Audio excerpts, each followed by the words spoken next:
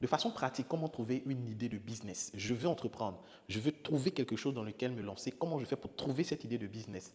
Je vais te montrer 7 méthodes pratiques pour trouver une idée de business. Sans plus tarder, on démarre avec la première méthode, la première approche. La première approche, c'est de commencer par ton environnement.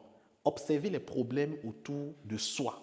Autour de toi, quelles sont les difficultés, les plaintes des gens qui t'entourent? Est-ce que les gens se plaignent du fait que pour recharger les bouteilles de gaz, c'est compliqué? Est-ce que les gens se plaignent du fait que pour trouver la nourriture, c'est compliqué? Est-ce que les gens se plaignent du fait que pour avoir du garba à partir de 15h, 16h, c'est compliqué parce que derrière, le garbatigi, il a déjà fermé? Est-ce que les gens se plaignent que pour avoir de la loco, c'est compliqué? Il faut faire le rang. Quand tu arrives, la dame n'est pas là. Quelles sont les plaintes qui sont autour de toi? Quelles sont les douleurs des gens qui sont autour de toi? Quels sont les services que les gens vraiment souffrent pour avoir? Parce que là où il y a un problème, il y a opportunité d'affaires. Un entrepreneur est un apporteur de solutions. Pour trouver une idée de business, cherche les problèmes qui sont autour de toi, cherche les problèmes que les gens ont. Parce que c'est lorsque tu apportes la solution aux problèmes des gens qu'ils décident de payer pour pouvoir résoudre le problème qu'ils traversent, qu'ils vivent.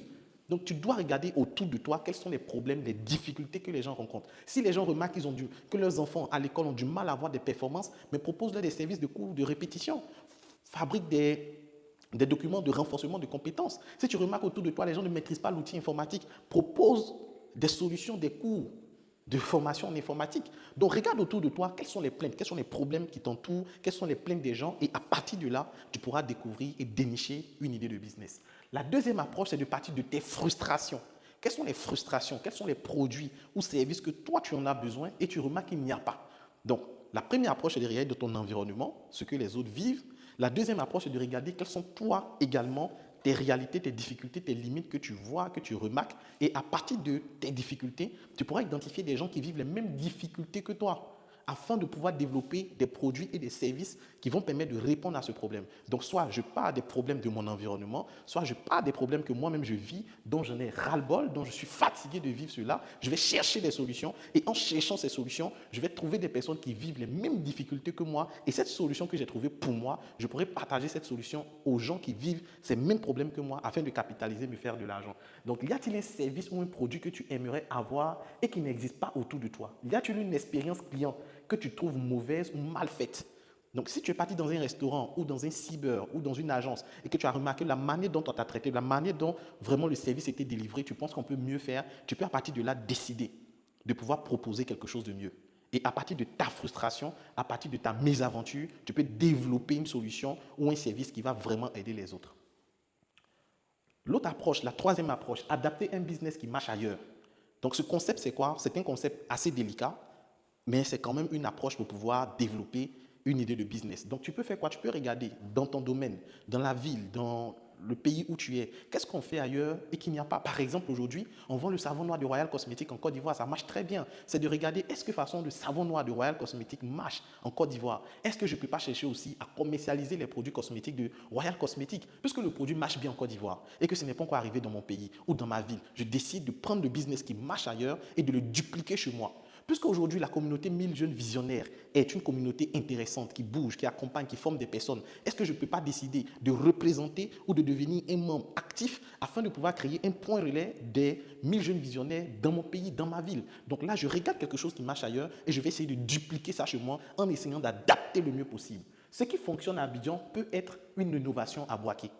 Regarde les business innovants dans d'autres pays ou grandes villes. Pose-toi la question, comment puis-je adapter cela à ma région, ma culture, mon budget? Très important. Donc, je peux faire quoi? Je peux copier, modifier, coller afin de pouvoir innover dans ma région ou dans ma ville. L'autre approche, c'est d'observer les tendances mondiales et locales. Là où va le monde, va le business. Donc, où va le monde? Donc, si aujourd'hui, je remarque qu'on parle d'intelligence artificielle, actuellement, c'est la tendance. On parle d'IA générative, telle que ChatGPT.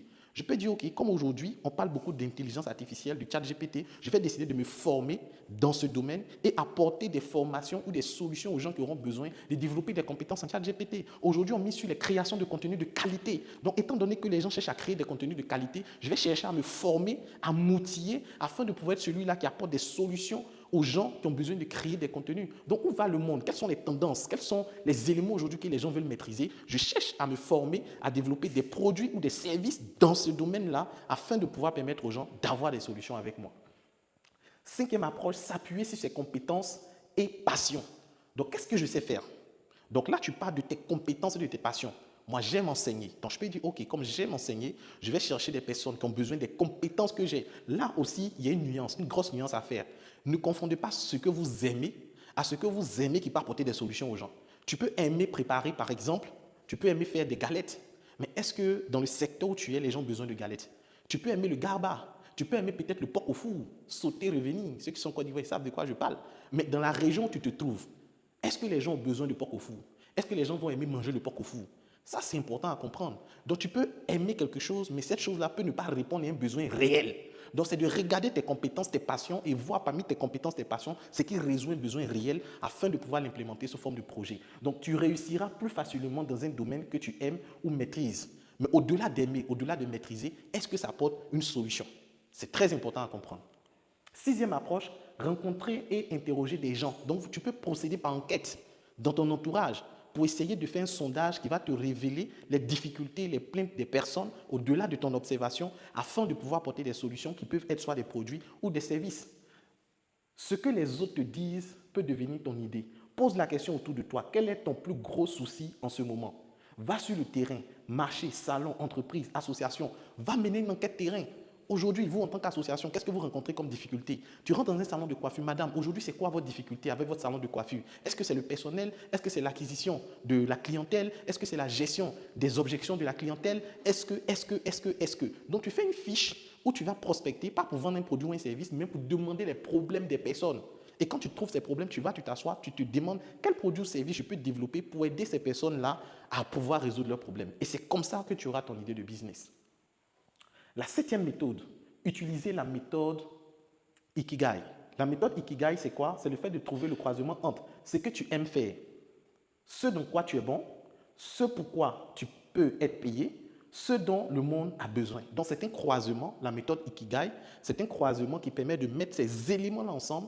Et quand tu arrives à pouvoir faire cette jonction, directement, tu peux apporter une solution qui va permettre aux gens de pouvoir résoudre leurs problèmes et te faire de l'argent. Donc, tu aimes cuisiner. Tu es bon en présentation.